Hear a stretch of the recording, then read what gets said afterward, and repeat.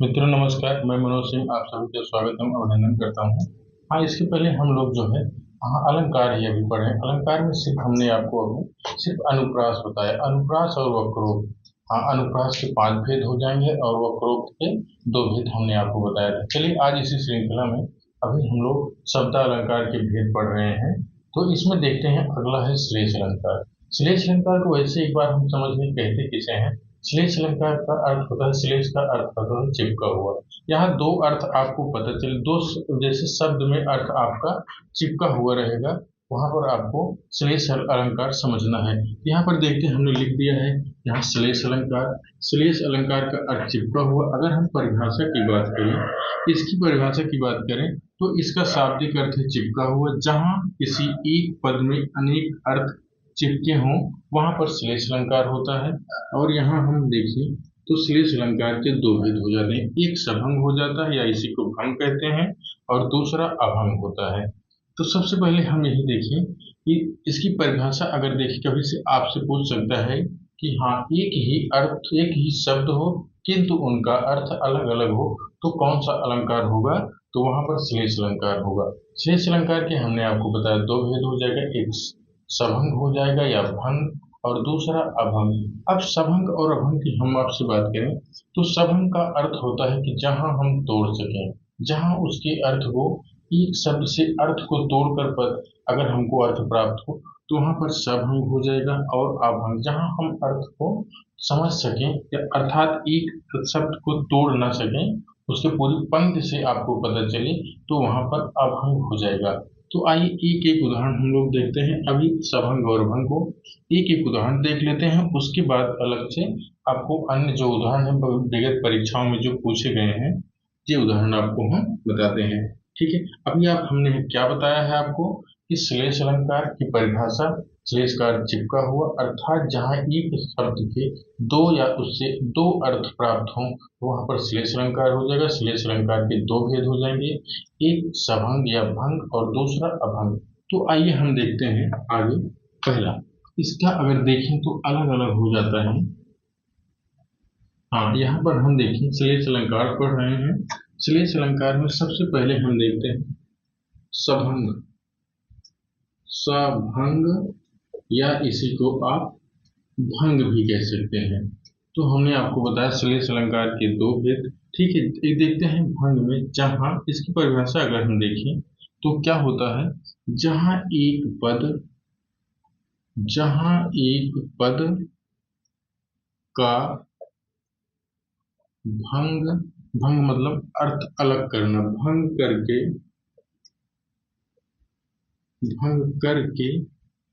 एक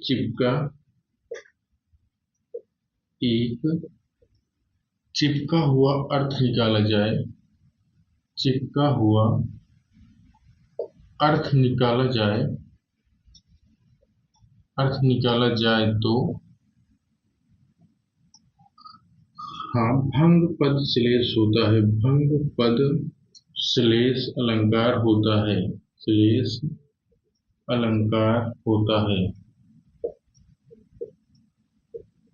यहाँ पर देखें आप, हमने आपको क्या बताया, हमने आपको कहा कि सभंग या भंग एक पद का भंग करके, अब भंग का अर्थ आप यहाँ समझना तोड़, हाँ, तो अलग कर दिया जाए। वहां पर आपको क्या समझना है, तोड़ना या अलग करना करके एक चिपका हुआ अर्थ निकाला जाए तो वहां पर भंग हो जाए। जैसे चिपका हुआ अर्थ आपको प्राप्त हो तो वहां पर आपको क्या समझना है, वहां पर भंग समझना है। तो ठीक है, बहुत बहुत प्रसिद्ध उदाहरण है जो आप लोग अभी जान रहे हैं बहुत पहले से। हाँ, चिर जीवो, चिर जीवो जोरी जुरे। हाँ, यहाँ पर देखिए, चिर जीवो जोरी जुरे, क्यों न स्नेह गंभीर, क्यों न स्नेह गंभीर, को घटिए, को घटिए, को घटिए वृष भानुजा, को घटिए वृष भानुजा, वै हलधर के वीर। वै हलधर के वीर। हाँ, यहाँ पर आपको हम बताएं, ये जो है किसका उदाहरण है, ये जो है सभंग उदाहरण है। अगर हम देखें तो चिरजीवो जोरी जुरै, क्यों न स्नेह गंभीर, को घटिए वृषभान ग्रह वै हलधर के वीर। यहाँ वहां की पंक्ति है, जब राधा कृष्ण एक बार एक दूसरे से रूठ जाते हैं, एक दूसरे के पास बैठे रहते हैं, तो गोपिकाएं जो है उनको किस तरह के उपमा देती हैं, तो यही बताया गया है यहाँ आपका। हाँ, वृषभानुजा और हलधर का अर्थ कैसे एक ही का अलग अलग दो अर्थ होगा, वही आपको जानना है। तो यहाँ देखिए, यहाँ आ गया वृषभ प्लस अनुजा। हाँ, अगर हम आपसे कहें वृषभ प्लस अनुजा का क्या अर्थ हो जाएगा, तो आप वृषभ वृषभ अर्थात बैल की बहन गाय हो जाएगा। अगर यहीं पर दूसरे का अर्थ निकालें, वृषभानु जा, अगर यहाँ हम देखें वृषभान की पुत्री का क्या नाम रहता है, राधा। अगर यही हम दूसरी जगह देखें हलधर, हलधर का क्या हो जाएगा, एक फल को धारण करने वाला बैल हो जाएगा। अब यहाँ उसकी बात, जोड़ी की बात हो रही है ना, यहाँ देखिए एक हलधर का अर्थ बैल हो जाएगा और दूसरे हल धारण करने वाले बलराम हो जाएंगे, अर्थात उनके भाई कृष्ण हो जाएंगे। हाँ, यहाँ पर आप देखिए, यहाँ गोपिकाएं जो कह रहे हैं चिरजीवो जोरी जुरै, क्यों न स्नेह गंभीर, अर्थात इन दोनों में इतना प्रेम है, किस तरीके से किस तरह से उपमाएं में दिख रही है, तो यहाँ पर तुलना की जा रही है। तो यहाँ गोपिकाएं तुलना करें, वो किस तरह से लग रहे हैं, जैसे एक बैल और गाय की जोड़ी जैसे लगती है, और उसी प्रकार से राधा और कृष्ण की जोड़ी लग रही है। तो यहाँ पर आपको क्या समझना है, यहाँ सिर्फ यही समझना है कि ये श्लेष अलंकार का उदाहरण है और सभंग का उदाहरण है। ठीक, चलिए इसके बाद अगला हम देख लेते हैं। इसके बाद आपका अभंग श्लेष देख लेते हैं दूसरा। हाँ, यहाँ पर देख लेते हैं दूसरा।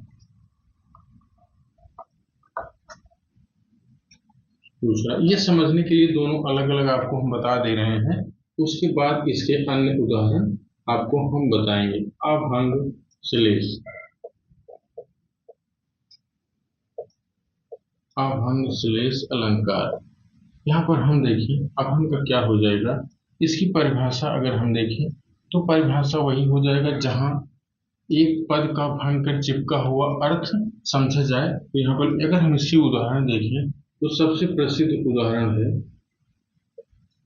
रहीमन पानी राखिए, पानी राखिए, बिन पानी सब सोन, बिन पानी सब सोन।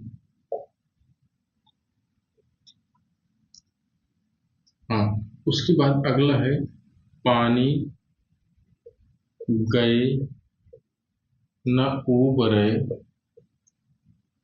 मोती मानुष चून, मोती मानुष चून। यहाँ पर आप देखिए, रहमन पानी राखिए, बिन पानी सब सोन, पानी गए न उबरे, मोती मानुष चून। यहाँ अगर हम देखें तो पानी का तीन अर्थ हो जाएगा। यहाँ पर हम देखें पानी, पानी और पानी। पानी जैसे आप देखिए, पानी किसके किसके लिए, यहाँ अगर पहले का देखेंगे तो मोती हो जाएगा। मोती अर्थात मोती जो होता है वो पानी में ही मिलता है, अर्थात पानी की यहाँ चमक। अगर दूसरे का देखें, मनुष्य के लिए क्या होता है, पानी इज्जत होती है। और उसके बाद तीसरा देखें, चूने के लिए पानी क्या होता है, हाँ, चूने के लिए भी पानी जो है, चूने की आवश्यकता होती है। जैसे आप देखिए, चूना, अगर आपको चूना बनाना है तो एक कड़ा वाला लेके आते हैं, पानी उसमें डाल देते हैं, सुबह वो सही हो जाता है। तो यहाँ पर पानी का तीन अर्थ हो जाएगा। हाँ, जैसे मोती अर्थात मोती के लिए पानी की चमक, और मानुष के लिए इज्जत, और चून के लिए पानी की आवश्यकता होती है। तो यहाँ जो है पानी के तीन अर्थ हो जाएंगे। ठीक, इसके बाद एक अन्य उदाहरण हम देखते हैं। चलिए अगला उदाहरण देखते हैं। इसी का अब हम का अगला उदाहरण देखते हैं। चरण धरत चिंता करत, चरण धरत चिंता करत। हाँ, चरण धरत चिंता करत, चितवत चारों ओर, चितवह चारों ओर। उसके बाद देखिए, सुबरन को खोजत फिरत, सुबरन को खोजत फिरत, कवि व्यभिचारी चोर। हाँ, यहाँ पर अगर हम देखें सुबरन का तीन अर्थ हो जाएगा। एक अर्थ अगर हम देखें तो कवि के लिए क्या हो जाता, सुंदर वर्ण। कवि के लिए क्या हो जाएगा, यहाँ देखें तो सुंदर वर्ण हो जाएगा। अगर वहीं हम देखें व्यभिचारी, व्यभिचारी तो सुंदर व असार, सुंदर रूप, सुंदर रूप। यहाँ पर देखें तो व्यभिचारी के लिए सुंदर रूप की आवश्यकता होती। अगर वहीं हम देखें चोर को, चोर को क्या होता है, चोर को सोना। दूसरे सुवर्ण का अर्थ है सोना।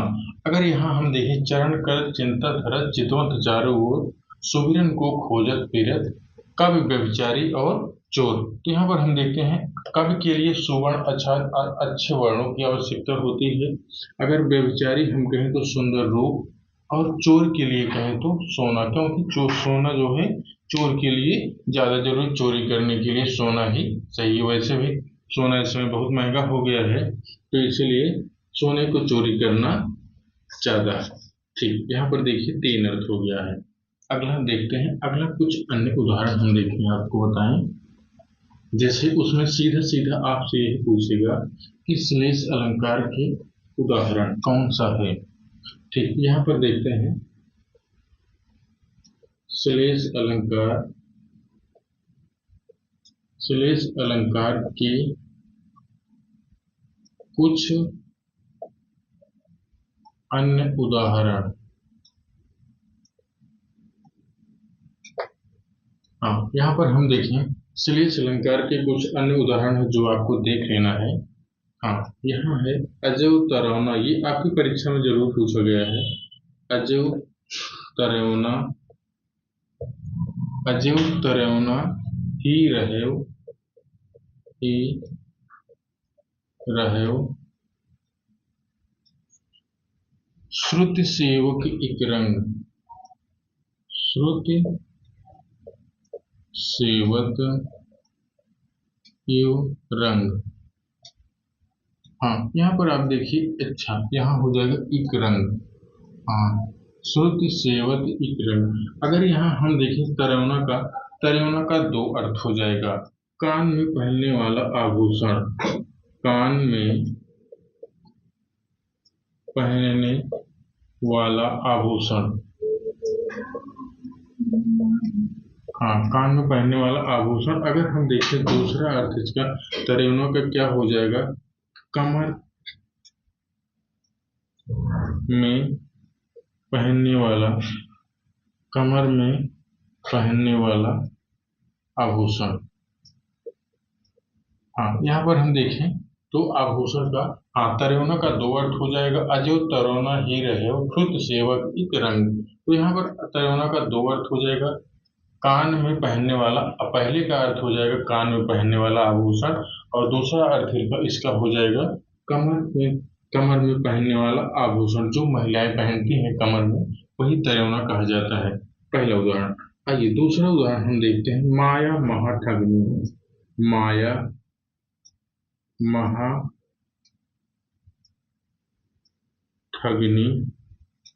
माया महाठगनी हम जाने, हम जाने,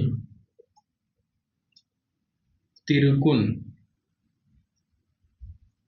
तिरगुन फांस लिए, तिरगुन फांस लिए, कर डोले,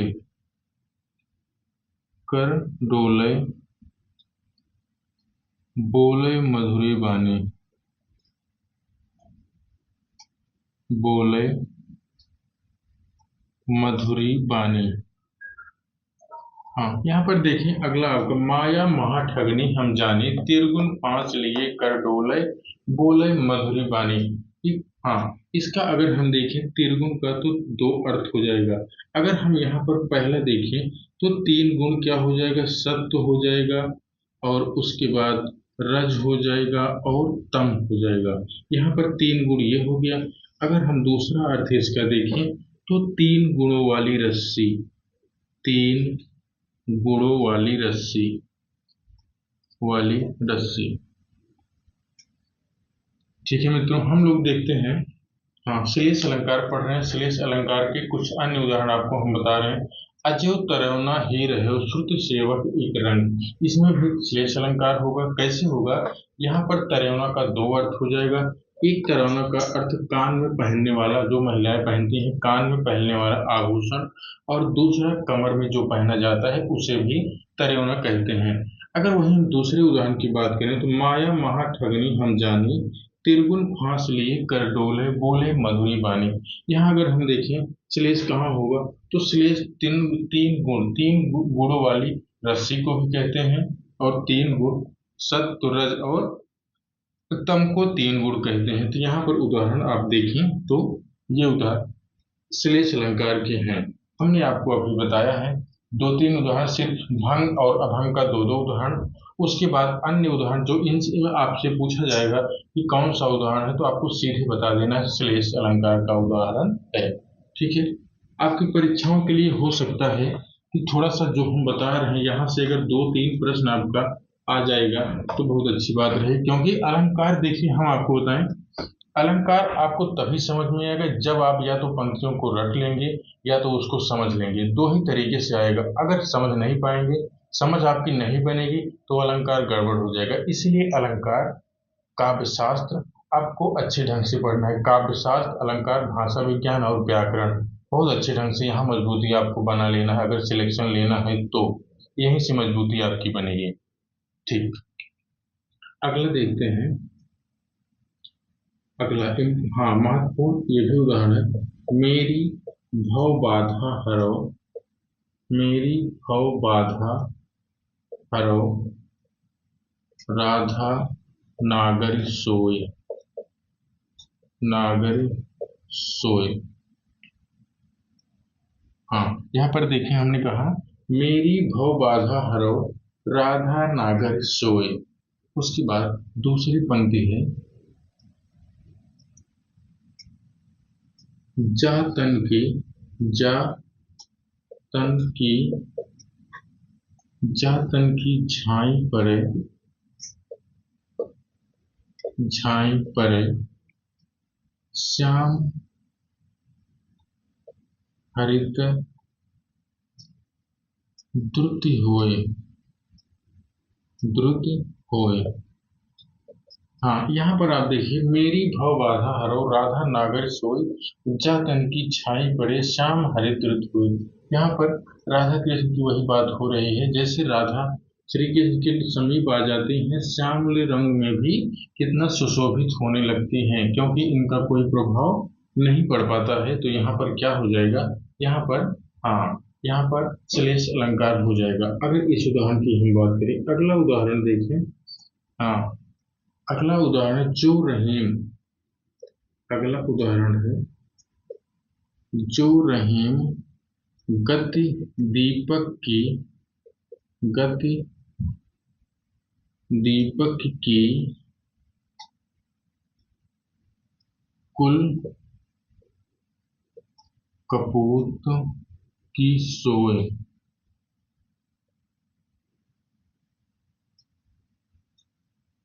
बारे उजियारे किए, बारे उजियारे करे,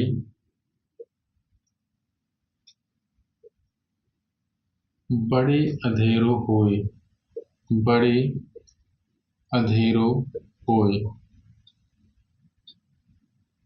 हाँ, यहाँ पर हम देखते हैं जो रहीम गति दीपक की कुल कपूत की सोए, यह हो जाएगा सोए। हाँ, सोय हो जाएगा। और बारे उजियारे करे बड़े अंधेरो होए, तो यहाँ पर बारे का अर्थ क्या हो जाएगा?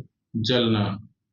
एक बारे का अर्थ जलना हो जाएगा और दूसरे बड़े का अर्थ क्या है? बड़े का अर्थ है बुझाना या बड़ा। हाँ, बुझाना या बड़ा। हाँ, यहाँ पर कहा जा रहा है जो उत्तम प्रकृति के व्यक्ति होते हैं वो जो है, हाँ, कपूत उनका कोई कुछ कपूत सा जैसा या कुकर्म करने वाला नहीं होता है। उसे उसी प्रकार से जैसे बारे उजियारे बड़े अधेड़ ओढ़, बारे का अर्थ है जलना। जैसे यहाँ कहा गया है कि अगर जैसे एक पंक्ति हमने इसके पहले वक्रोक्त में बताया है कि पूत कपूत तुका धन संचय, पूत सपूत तुका धन संचय। यहाँ पर वही बात है, जैसे कोई अच्छा व्यक्ति है वो कितना भी रहे उसे बारे उजियारे मतलब अगर उसके पास संपत्ति है वो बचा सकता है, अगर कपूत है तो कितनी भी संपत्ति उसके पास है वो उसको नहीं बचा सकता है। हाँ, ये वो उदाहरण है, ये भी आपकी परीक्षाओं में पूछा गया। इसका तो अर्थ आप लोग जान ही रहे हैं, मेरी भव बाधा हरो राधा नागर सोई, जा तन की छाई पड़े श्याम हरि तुम कोई। ये आप देखिए, हाँ, रहीम दास की पहली ही, हाँ, बिहारी सतसई की पहली ही राधा नागर की स्तुति, राधा जी की स्तुति की गई है, वही की पंक्ति है। पंक्ति में क्या कहा है? राधा की वंदना इसमें की गई है, राधा के बारे में बताया गया है, बिहारी की पंक्ति है। ठीक, अगला हम देखते हैं, अगला उदाहरण। हाँ, अगला उदाहरण है रावण। ये प्रश्न आपकी परीक्षा में आया है। रावण सिर सरोज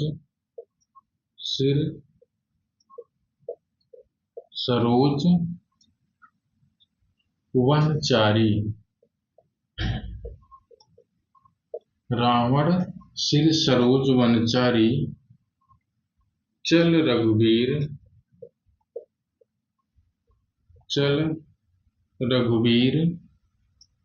सिली मुखधारी।